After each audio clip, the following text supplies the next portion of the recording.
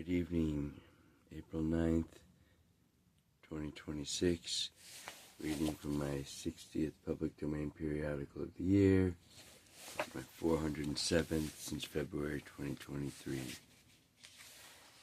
Dear MAGA, really?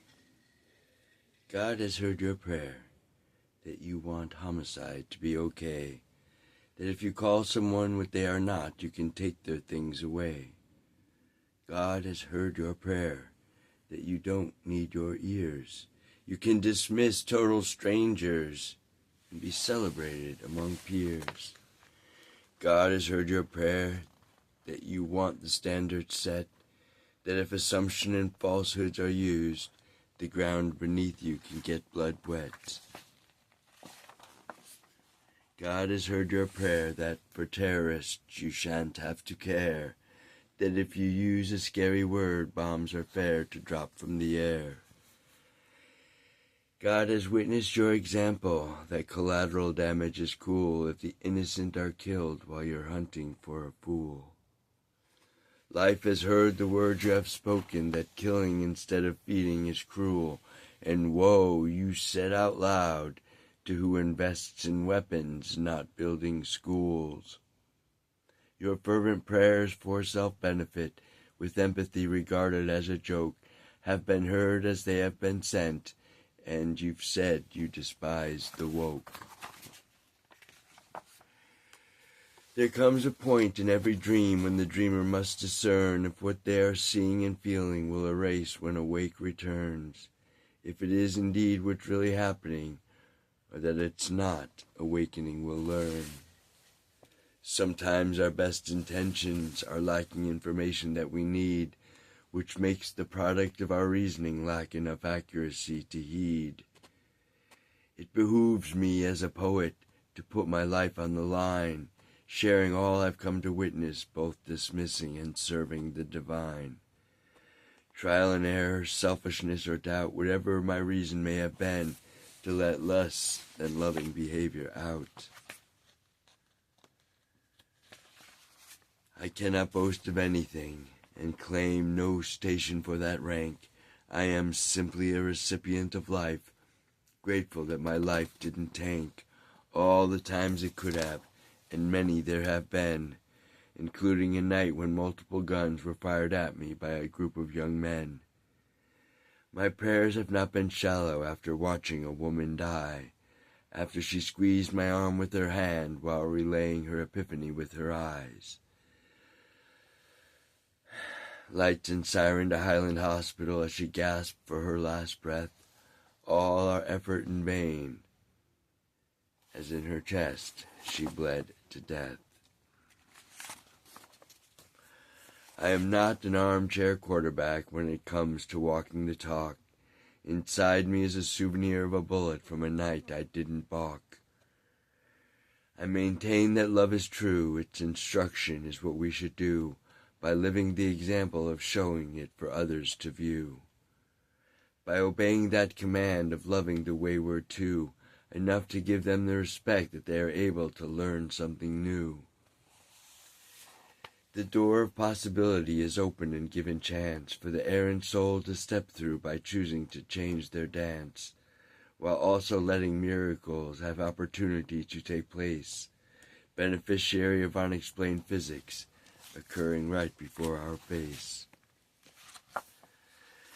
I am, however, irrelevant to the message that I convey in what the sail of my prayer while listening has to say.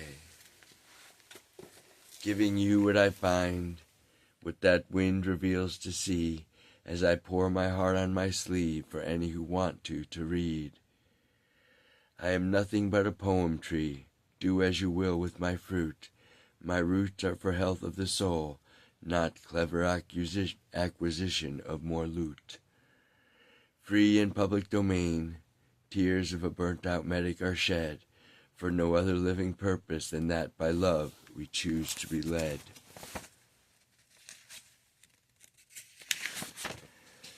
With that statement of fact said, back to the 47th living prayer, the one that, when reflected, should make you question such a dare, that if the very things that leave your lips, if they were spoken and done to you, would it be terror that your heart grips?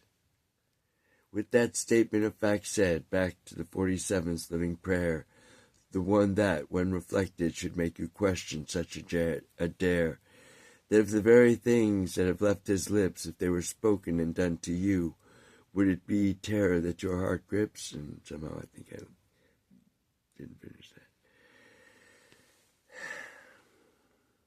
As I bleed upon this paper, in rhyme for you to read, to feel what's in my veins that pumps as such a need, to bellow as loud as I can, a humble poet in a cafe, aware the world is deaf to what a non-star has to say.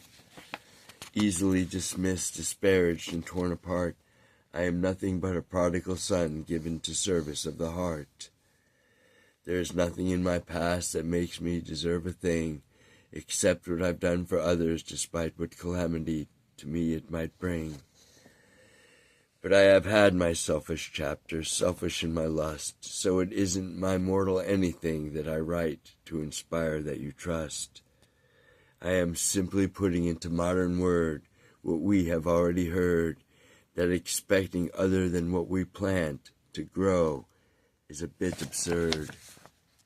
One more time. I am simply putting into modern word what we have already heard, that expecting other than what we plant to grow is a bit absurd. Like arguing if what's in a cup is really agua or water, religions get egocentric, disrespecting fruit of Eden's own daughter, saying that we came from one, and that such source is almighty. Yet when homicide's taunt comes around, with it the faithless get tidy. By the words of those very lips that tell of death as grand, do you want that mirror to reflect that uses your words to guide that hand? If an equation does not work, it should not be held as true. Lack of love is not a solution that should program what we do. If an equation does not work, it should not be held as true. Lack of love is not a solution that should program what we do. MAGA, your prayers have been heard. They have been on public display. Your preferred method of negotiation is taking others' peace away. If you want to continue this prayer, the mirror will reflect. Using your own words, your direction best be checked. There is seduction in hypocrisy when arrogance hosts the dark, when what is obscured by ego provides the shade in which you park.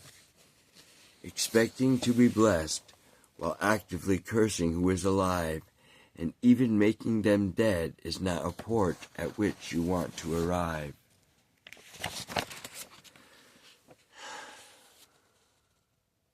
In the compound of hypocrisy, where evil is devised, where the golden rule is foreign and empathy is despised, where arrogance swells the vision to dismiss what they do not like, using insults born of falsehood to drive each hand with a spike, if it belongs to who is honest and willing to raise their voice, or has the strength to stop them when doing evil is their preferred choice. Reporters in the press, assigned to help understand, are insulted if questions are good, and clear truth is what they demand. Reporters in the press, assigned to help understand, are insulted if questions are good, and clear truth is what they demand. The adolescent immaturity, which they call the best of meritocracy, which is double-speak racist bullshit spoken from the pit of necropsy. The lies that please the liars will be used against them too, when fairness of behavior does the same thing that they do.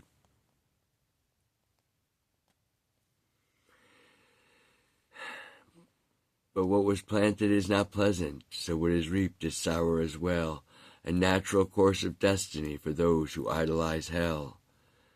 wanting to employ its presence and wanting it to appear, so they can use it for destruction and ruling the world by fear. Like bullies on the playground succeed only because the smarter are kind and do not share the same evil will to go that direction in the mind, thinking of all the ways they could make of the bully a fool. Because they are more civilized, the bully thinks it's strength that rules. When there are many who could beat them with nothing but their fists, one solid punch to the jaw and all their future days would be missed. Surrounded by their bodyguards, they get to play make-believe as evil stewards of resources, making hell, not heaven, what folk receive.